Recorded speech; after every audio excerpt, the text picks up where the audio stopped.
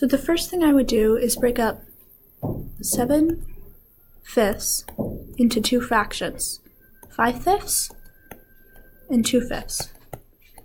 5/5 is a whole, or 100%. So, and because we have two more fifths, this is going to be more than 100%. Now 2/5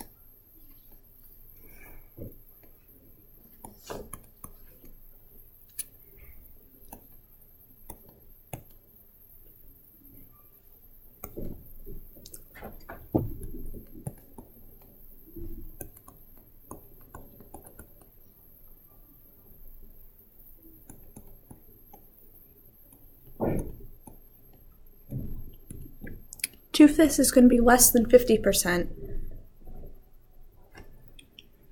If we count it by fives, because they're 5/5 and 100%, 20, 30, 40,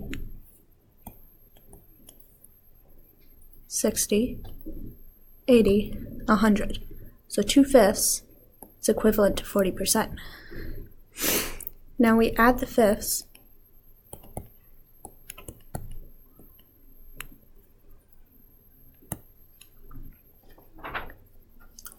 And then we add 100% plus 40%.